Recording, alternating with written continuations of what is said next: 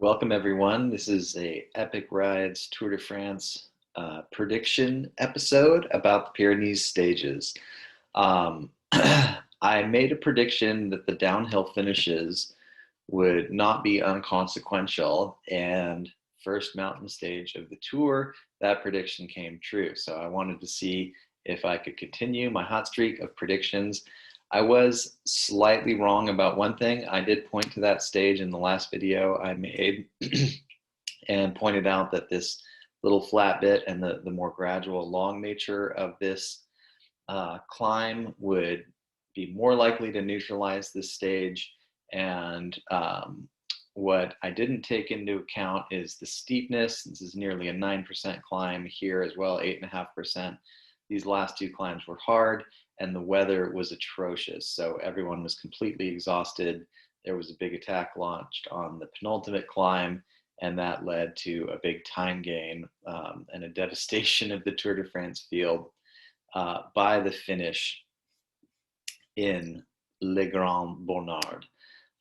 So I was right and also a little bit off with my predictions.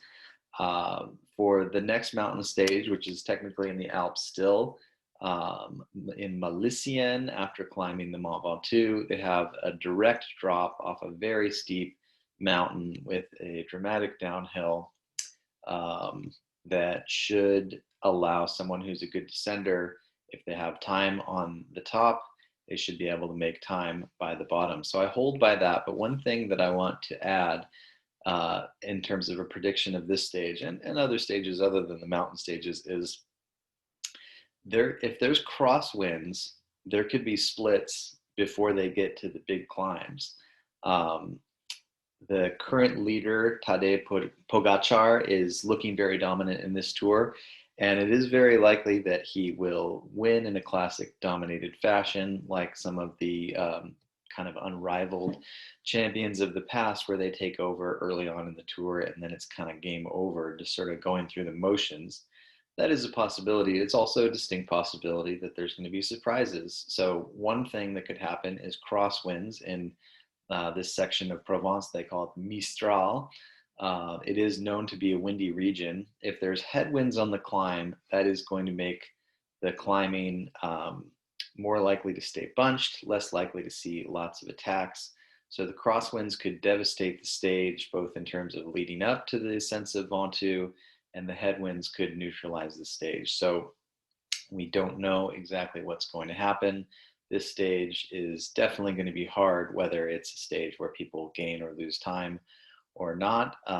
We could definitely see a potential shakeup on the GC over Le Mont Ventoux, and that's the first time in tour history that it's being climbed twice, so that's super cool.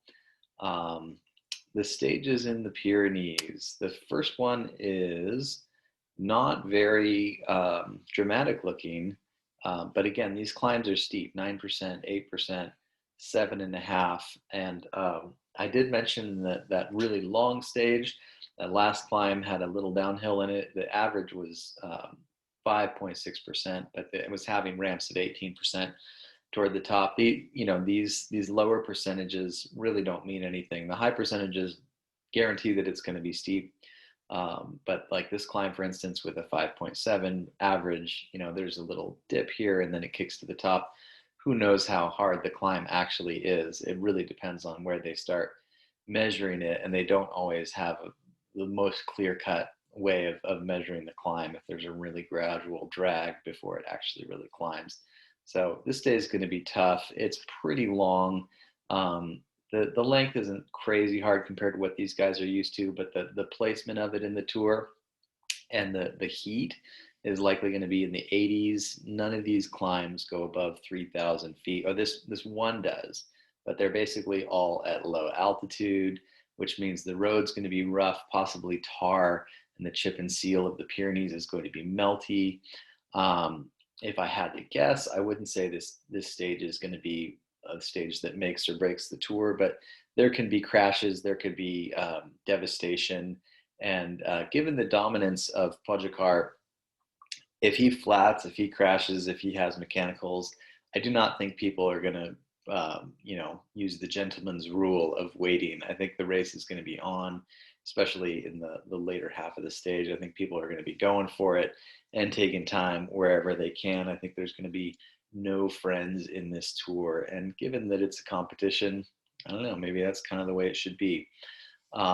So the stage may be more of a breakaway stage. You may see a nullified GC race, but you also might see a lot more than what meets the eye.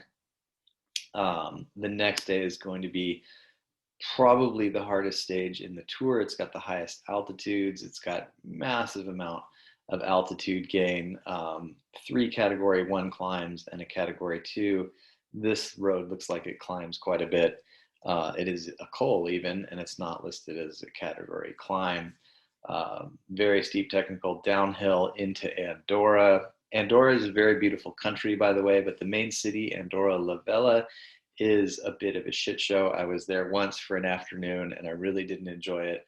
But as soon as I rode about 3 miles out of the city up towards the Arcalís ski station, it was a very, very beautiful country. It's all either up or down in Andorra, though. So you can go to certain valleys in the Pyrenees if you would like to plan a trip there. I highly recommend it. But there's certain places in the Spanish and French Pyrenees that have valleys that you can warm up, do some rolling hills, and then go tackle a climb, and then maybe do some extra miles spinning your legs out after that big climb. Whereas in Andorra, you're either climbing or descending, and it is technical and typically steep and brutal. So if you go to Andorra, avoid the big city, stay in one of the smaller towns a little bit further up the mountain from there. It's very, very beautiful, very dramatic mountains. The pictures really cannot do it justice, but it is a grueling place to ride. There's a cool loop you can do where you do 3 countries. You go over the Porta d'Envalira and then into France, and then through the border town of Puigcerdà, which I've stayed at once, very nice place, and then back through the valley, this beautiful Spanish valley with the pre-Pyrenees, which are very rocky and more rugged, and then the high Pyrenees on the other side.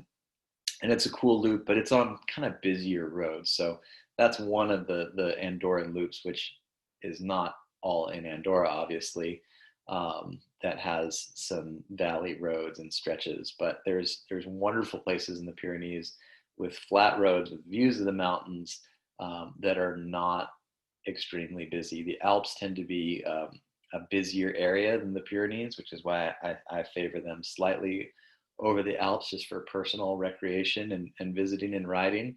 They're both amazing. So if you have a hankering to visit one or the other or both, definitely do it. Moving on.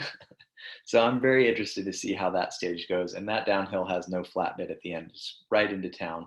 I think it's going to be decisive. It's long. It's got high altitude. It's hard. The weather is going to be hot. They've had cold weather. Congratulations to Ben O'Connor, who soloed in that brutal stage Tatigne. It was freezing and wet and cold, and not what you'd expect in competition in July. The Pyrenees are likely going to be a lot warmer with the occasional thunder shower, so you get a little bit of both. The stage to Saint-Gaudens, I think we looked at this before.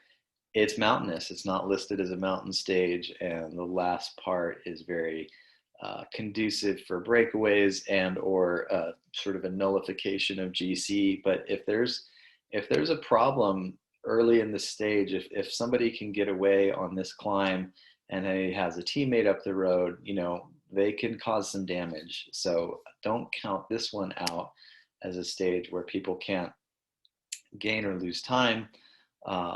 Let's see if we can get back to here.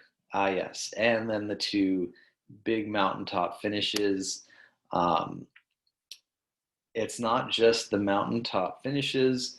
The descent off the Col de Val-Louron is very steep and technical. Riders have to have good bike handling skills to get to the bottom of the climb fresh. If you have a fall, if you ride into a ditch, I think Jan Ulrich rode into a ditch on this descent One year we saw poor Brandon McNulty ride into a ditch coming off the Cormet de Rosalon. Hopefully he's feeling better. But if you are isolated without teammates, if you are having a crash, if you're opening gaps and then having to chase hard and you get to the bottom of this not so fresh, that's going to be a problem. So we will see how people handle the downhills as well as the uphill. If people all come to the bottom and everybody's equal on downhills, people don't have flats or splits from crosswinds leading up to the climbs, and it's kind of business as usual, just hard tempo going up the climbs, but everyone waiting for the bottom of the downhill, it's going to be mano a mano, big slugfest. There's no easy bits. However, people will more likely wait to attack once the altitude is above 2,000 meters for the last, maybe 5Ks of this. But Col de Portet, that's going to be a brutal slugfest and perhaps the hardest hilltop finish of the entire year. Not in terms of the steepest grade, but just in terms of the level of competition. Nobody's going to be racing faster or with more on the line than doing that hilltop finish. Maybe except for the next day to Les Ardennes. So again, the flat roads, you have to watch out for the crosswinds. If the teams are creating echelons and putting the herd on leading up to the mountains, then it could be a battle. And if people are needing to take up time, nobody's going to be waiting for the last 2K. People will likely be attacking on the Tourmalet. It's a fast downhill into Les Saint-Sauveur, and then it's going to be a slugfest up the 30 switchbacks of Les Ardennes, which is probably, if you love switchbacks, probably the most beautiful climb in the Pyrenees. Definitely check it out. I haven't done it, unfortunately, but it is on my list and it looks absolutely beautiful. So yeah, the stages, today's stage was a potential crosswind stage, but it seems like it wasn't an issue. The stage of Ventoux could have issues with crosswind. Let's take a look here. The stage to Nîmes could be a windy stage. And then after that, the crosswinds are less likely to happen, but still a possibility. So look for people having health crises, people having crashes, people having flats, people having no mercy for when their competition might be struggling behind, whether it's for a fitness reason or for bad luck. It's going to be a brutal second half of the tour. I know a lot of people are writing it off, saying it's over, and that's understandable, and that might be the case, but it also might not. Let's expect some surprises. Let's hope for some amazing racing, some good entertainment.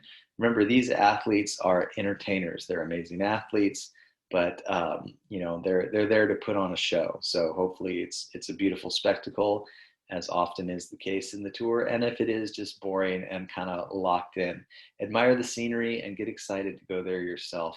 Cycling in Europe has been one of the greatest experiences I've had in my life. Definitely greatest experience I've had as a cyclist, going there many, many times. And I look forward to sharing more insight about racing and riding in Europe with you soon. I'm leading tours in California and planning tours in Catalonia and the French Pyrenees. So check out the description below for seeing more information on that. My website is GabrielBenjaminYoga.com. I'm a longtime cyclist and a longtime yoga teacher. So if you're interested in yoga for cyclists, check that out. And I look forward to the next time when we do an epic ride overview. Thanks for watching. Take care. Peace.